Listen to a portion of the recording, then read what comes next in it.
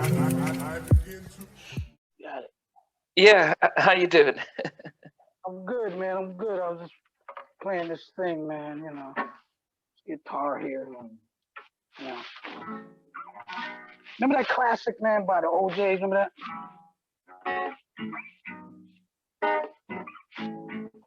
Remember that? Yeah, go ahead. Yes, sir. Last night, me and my woman. Nice song, man. I be messing around with like taking the old classics Yeah. and doing them on acoustic, man. It's so cool, It's just cool to hear those songs, like I, raw and cut to strip down like that. You know what I mean? and I was a very big fan of MTV Unplugged because Yeah, they took away a lot of the noise. But to yeah, hear a song acoustic is doesn't matter what kind of song, whether it's a rock song or R&B or whatnot. But what a guitar does just yeah, lets you yeah, listen to the lyrics, feel the singing, and takes away a lot of the background noise that sometimes, in a sense, is used to distract. yes. To me, a great song is when you can hear it in its rawest form. You know what I mean? Yeah. That's like, I mean, those older songs just had those strong melodies, man. You could just hear like just bits and pieces of it, man. You could just sing off of that stuff. Yeah, Yeah. It's crazy. The pandemic has been making me reminisce and going back and just rediscovering all that old stuff, man. It's just a joy. Be able to well, do. I mean, hopefully before the end, you could give us one or two things because I think that's I think one of the things that concerts, because everything's been shut down, we haven't been able to see you guys, and it'd be good to remind the viewers, just your vocal talents and stuff. I mean, as I said, a lot of Oh, people still. Can you imagine when a song like Joy that comes out more than 20 years ago, or 30 years ago, and yeah, people yeah, still say that that's one of their favorite tracks because not just because of the song, the lyrics, but how it was delivered, and that's a hallmark of a classic yeah. song that stays the test of time. And it's crazy. Sometimes I still, I mean, like I still got that voice. Yeah, It yeah. manages, it manages to come out. Giving me joy, still it comes out. Okay, okay. Yeah. But but before we get there, it's one of the things that I mentioned with our show is we always like to start at the beginning because you've had a successful recording career. You have platinums and singing, writing, producing, and it's not everyone who has that dream of getting into music that actually does do it. So we always like to start from the beginning, like where you were from and where you started singing, and then we sort of take our journey that way. So an international audience. So where exactly were you sort of born and raised? Patterson, New Jersey, where I'm from. In the United States. Um, I started out actually. I started out as a bass player. And Okay.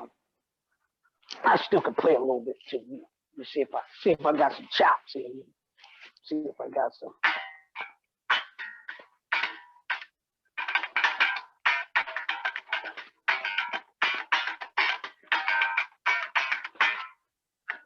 Still got a little chops, a little bit of chops. Still a little bit in there. But I started out as a bass player, and I used to be in a group called IoT. They call themselves. Well, started out with a group called Monk and the Junior Cools. We Wow. started out actually playing on like the buckets and stuff like that. I started out originally. I was the bongo player, Wow. and then I graduated to the vacuum cleaner because that was the microphone. Okay. So yeah, so we were like the. I guess you would say like what was the show? Fat Albert. Fat Okay. Albert's. It was sort Yeah, of like yeah, that. yeah. And we would set up in the neighborhood on the block and just play, man. People come around and we just try to mimic different guys. And then one Christmas we all made a pact and said we're gonna get some instruments. And so that Christmas our parents got us some instruments and then we learned how to play, Wow. and stuff like that. And then just practicing and playing in talent shows. But I was just a bass player. I didn't sing because Okay. I could sing, but I was like scared. I was a closet kind of singer. I was scared. So what happened was we got a show, Monk and the Junior Cruise. No, it was Monk and the Junior Cruise, and then we ended up doing well, the band, I don't know, broke up, and me and a couple other guys started another group called IoT, the Image of Truth.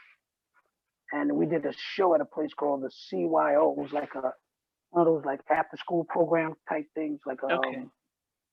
sort of like a community center type thing. Yeah. Yeah. And the lead singer quit. And the guys was like, hey Lee, you know you can sing, man. You gotta pull us out of this jam, man. I was sweating bullets, man. I was scared to death, man. So it was crazy because I used to sing the song Sarah Smile by Hall and Oates. Yeah. You know, okay. I could sing and play that bass, but I only did it as a joke, you know? So the guys pumped me up and they said, hey man, Lee, you gotta do this song, man. Yeah, I said, okay. I mean, I was scared to death, man. So I did one note and the girl started screaming. I said, you know what? I don't like this.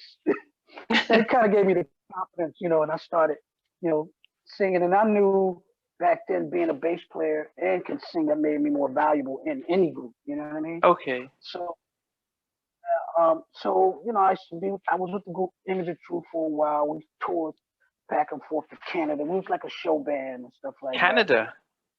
Yeah, we toured from Jersey, because you know, from Jersey to Canada is only 6 hours. Okay. Ride there for 6 hours. So we would play in a lot of clubs up there. It was a big scene at one time where you could, you know, like cover bands, you know, used to have the Jerry Curls, you know, and all that. Around what year was this? Around what year was this, so we can get a sense of what music was happening around the time? This was like the late 80s, like around 88, 89. So by this time we've had Keith Sweat, we've got Guy blowing up. Yeah. I was straight out of high school, going right to like Canada, playing in a band and stuff. And me and Chauncey grew up in the same area, you know, me, Chauncey. Eric was like he lived in Englewood, New Jersey, but we all kind of knew each other, you know. Yeah. Never sang in church with them, but I did sing in church. Not with them though, you know. I was playing bass in a church band and stuff like that. So yeah. And my mom sings, so I got a lot of my singing chops from my mom, you know. Okay. One of my god brothers. So anyway, how did I start out? How did I become more professional in terms of recording? I was with the group of IoT, and we were touring, and it didn't, you know, after a while, when you're doing cover music, it gets boring, you know, because like I didn't get into it to just be a cover band guy, you know. I got into it because I was inspired by guys like Michael Jackson, Stevie Wonder, wow, Marvin Gaye, and all these guys, you know. Yeah. And but what covers were you singing? Because people start asking, what covers were you guys singing? Because being in a band, you know, you get a chance to sing everything from Michael Jackson to Barry White. You know what I mean? Okay. So I would do a lot of I used to sing everything. I used to have me singing Bryan Adams, from Bryan Adams to Phil Collins to Michael Jackson to Prince. Oh man, can you hear me? Yeah, much better actually. I mean, I was singing everything from, you know, Rick James was my guy back in the day. I used to like a lot of Rick James, crazy, because he played bass and he sang, and then so it was a lot of things that I got into. I got into everything, man. I was doing everything, man, from Earth, Wind and Fire to the Gap Band, Cameo. They were big. Babyface and those guys. The deal, because back in those days, it was bands. It was you know, everyone played, you know, from Earth, Wind, Fire, Cameo, Ready for the World. It was very eclectic. It was really, and they put on a show. It wasn't, you know, it wasn't just going in the studio. It was actually a big show, and yeah. The most amazing thing I ever saw was I went to Madison Square Garden and I saw Earth, Wind and Fire. Wow. Like, it was crazy. When I was like in high school, it tripped me out. I was like, I mean, first you hear the music and then you go see them live, and their show was amazing, man. I mean, the whole band disappeared on stage. It was crazy. I was like, what is this? And the music just was incredible, man. So yeah, I mean, I came from a band standpoint. You know, I was in a band. So in Blackstreet, I'm more like just a singer. A lot of people think I just sing, you know, but I produce, you know, I play, you know, several instruments and stuff like that. And, you know, like now with the pandemic, I get a chance to do a lot of production. I work with some guys out there, Stephen Clark, Goldmine Records, a guy by the name of CJ Lewis. I don't know if you're familiar with him. He had a song called Rough and Smooth. His name is CJ Lewis. He's from London. Okay. No, okay. Yeah, I'll be sure. You know what happens is that I get these names dropped, and then I get people emailing me with or sending me the videos, YouTube videos of this is who he was talking about. So, but I guess what I wanted to find out is because you were touring, going to Canada and stuff. Did you make it settle in your mind that you were actually going to go and become a recording star, or was it just passing away time? Okay, let me tell you the story. Okay, we were.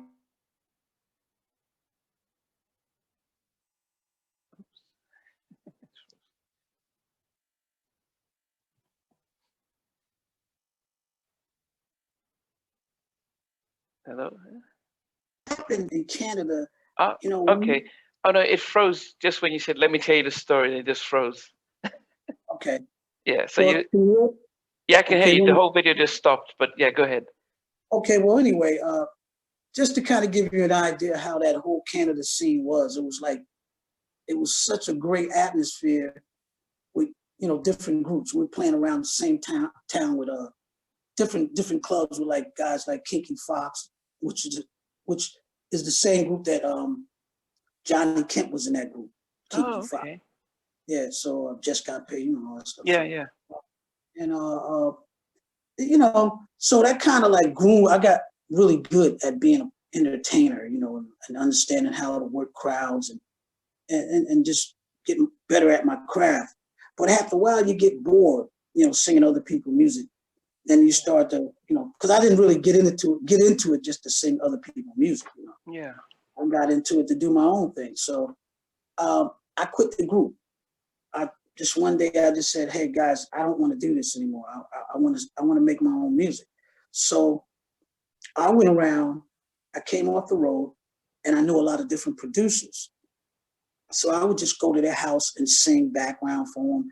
You know, and this one producer, he knew Chauncey, which I knew Chauncey, but we weren't friends or anything at that time, you know. Yeah. So Chauncey was doing some work with a guy in the studio, and the same particular guy that had the studio tricked me into coming doing some studio work for him. And I was supposed to get some free studio time, but it never led to that. I would sing all his demos, and Chauncey heard me singing the demos, and I ended up helping Chauncey on some of his backgrounds and working with stuff like that. So what happened was this particular producer, I believe Chauncey set him up so he can get an audition with Teddy.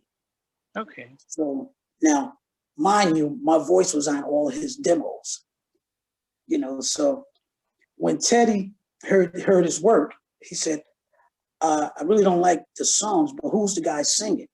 And Chauncey said, "That's my man Levi, man, blah, blah, blah." So that's how I got to Blackstreet. And that was my first record deal, actually. But then how soon after you got off the road and quit the group did this sort of studio to that this whole thing happen? Okay, well, I was on the road, man. Let me see. I was on the road for like 10 months. Yeah. We used to go up there like 10 months out of the year. So I would say when I got off the road. And you quit the group? When I quit the group, it took me about a year and a half. Because I got off the road and got a job, man. You know what I'm saying? Yeah. I got a job, and but I kept, you know, playing on the weekends sometime with different guys sitting in, you know, and I would do the studio thing. So it took about a year and a half. How did this working in the studio back in those days, how did that sort of help? Because if you've been on the road and doing a lot of live stuff, what was there mass difference recording in a studio? Oh yes, man. I mean, it's nothing like having something in your head and then you can actually go and manifest that, you know, and hear it back. You know, that was incredible. I mean, I started out, played around with recording back in the day. I used to have the 2 tape players and have one playing here, Yeah. record something on this one, and Yeah. then play it back and record the next part on this one. So I understood what multi-tracking was, you know. Yeah. But going into a bigger studio, I can hear it at its entirety, you know, it was incredible. Wow. So, I mean, even though this producer thought he was swindling me out of some time or whatever, he was tricking me, because I never got paid.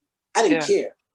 The experience was great for me, you know, because I got to see how I sound in the studio, how to work vocals and different things like that. But I learned a lot from different people, you know, especially when I got in Blackstreet with guys like Leon Silvers.